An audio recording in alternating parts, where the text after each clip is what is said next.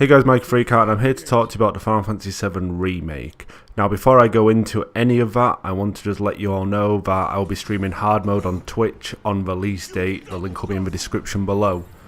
So this game, it has been made stunningly beautiful. Like, the whole world that we have come to know and love from 1997 has been made to look stunning and beautiful.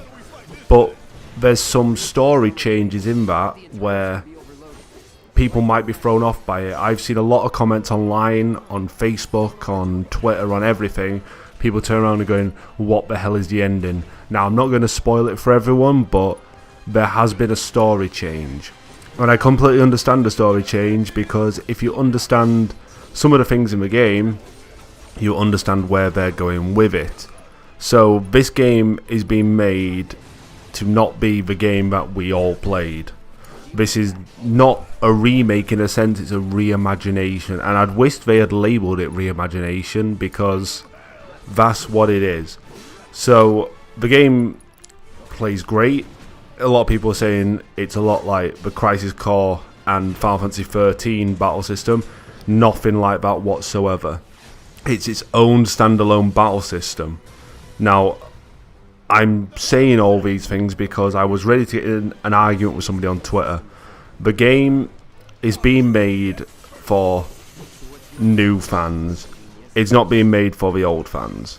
The battle system's great though, it's fluid. The changing with the ATB, it could have some tweaking, but I have played this without the day one patch, so I've played the bare bones version 1 version.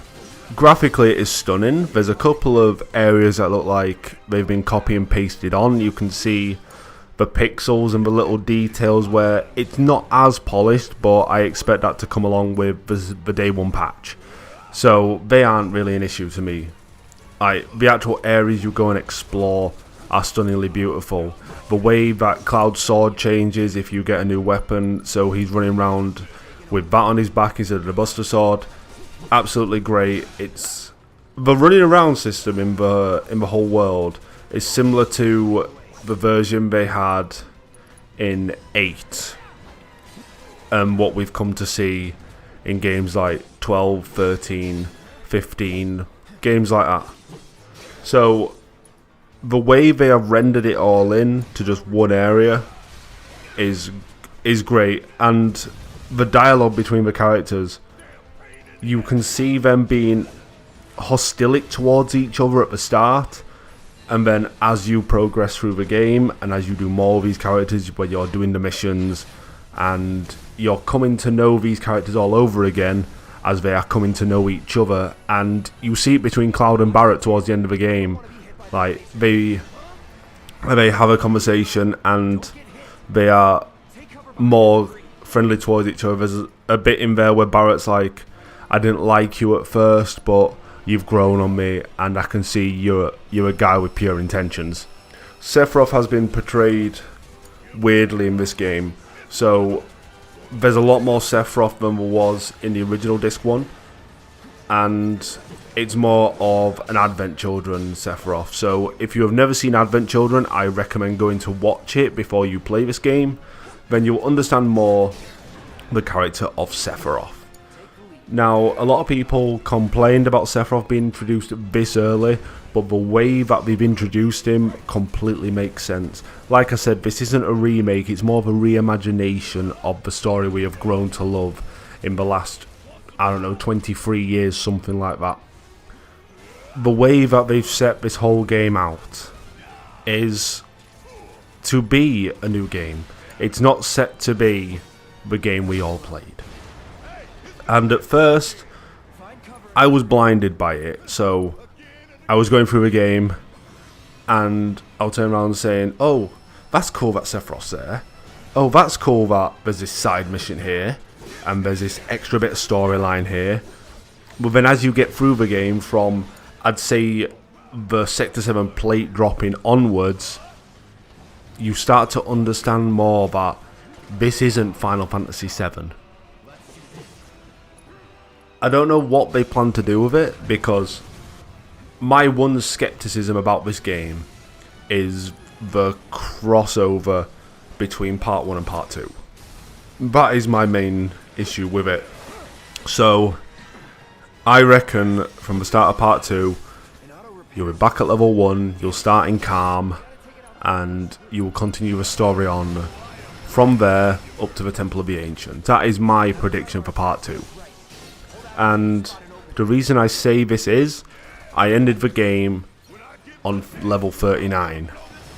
When you usually leave Midgar in the original game, you don't end on that high of a level. Like, you can put 88 hours into the game and you'll only be in the levels 70s and 80s.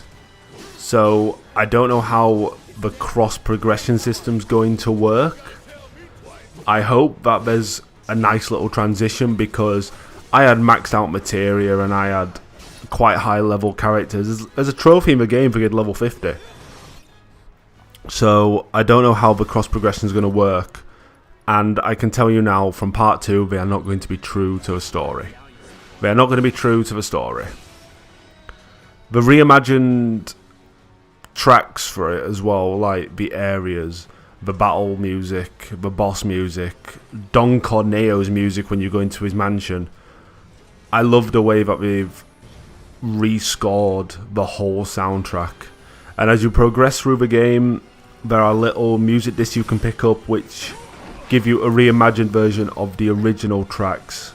So they are not the original music, but they are a more updated version of the original scores. At the end of the day, I could say a lot about this game and I would be here for a long time talking about it. But if anyone does want to speak to me about it, I'll also put my Twitter in the description, and you can contact me through that way, because there's so much I can explain to people about this game.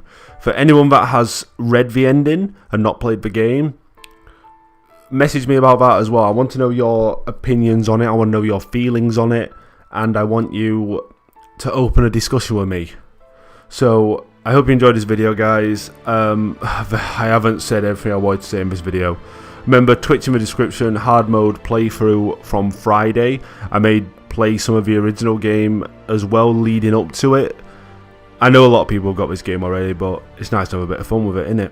So I'll speak to you all later.